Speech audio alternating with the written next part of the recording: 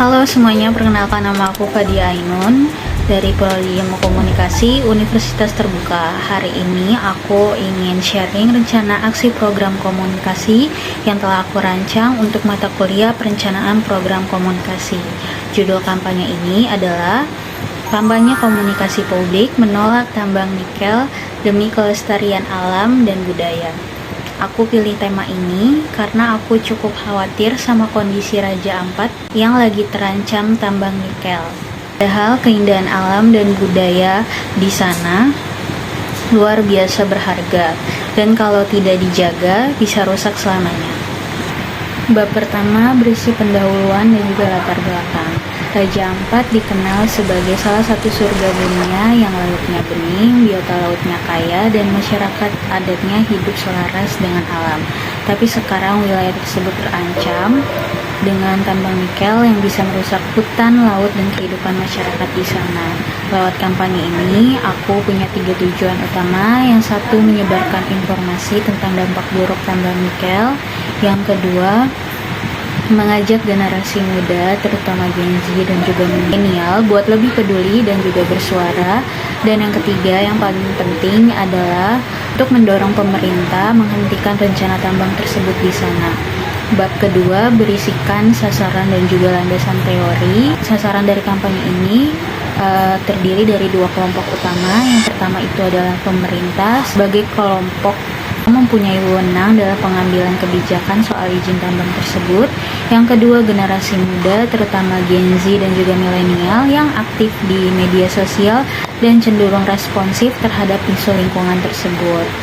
Dari sisi teori, aku memakai 3 teori. Yang pertama adalah teori komunikasi publik, di mana kita menyebarkan kampanye tersebut untuk menyasarkan pada masyarakat luas dan bertujuan untuk membentuk opini publik. Yang kedua adalah digital advokasi untuk memaksimalkan media sebagai alat penyebaran pesan. Dan yang ketiga adalah teori agenda setting yang menyebutkan bahwa media memiliki peran besar dalam membentuk prioritas pikiran publik.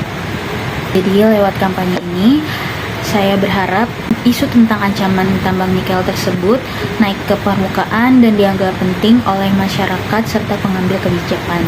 Bab ketiga berisi metodologi. Untuk pendekatan komunikasinya, saya memakai metode 2 arah, artinya kampanye tersebut tidak hanya untuk menyebarkan pesan, tapi untuk membuka ruang diskusi publik dan aspirasi masyarakat. Konten yang disuguhkan berbasis data dan liputan lapangan, dan juga suara masyarakat lokal supaya audiens lebih empati dan juga merasa terhubung secara emosional.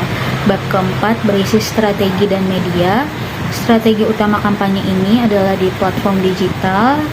Yang pertama ada TikTok dan juga Instagram untuk memposting video singkat dan juga visualisasi data dan juga testimoni warga lokal. Dan yang kedua adalah X yang dahulunya Twitter untuk ruang diskusi publik dan juga trendingkan tagar #SaveRajaAmpat. Dan yang ketiga adalah YouTube ataupun podcast untuk konten yang lebih panjang seperti wawancara dan juga edukasi yang mendalam.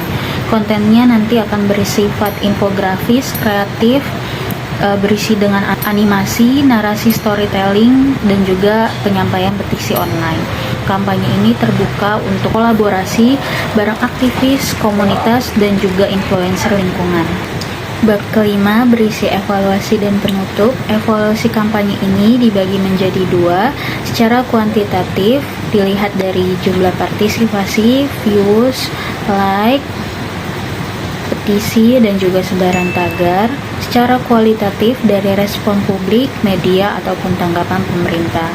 Sebagai penutup, aku percaya kampanye ini bisa jadi cara kita generasi muda buat ambil peran dalam menyuarakan isu penting soal lingkungan dan juga budaya.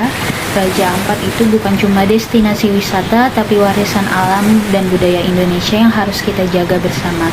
Yuk bareng-bareng kita suarakan Save Raja Ampat demi masa depan yang lebih lestari. Terima kasih sudah menyimak presentasi saya, kurang lebihnya mohon maaf.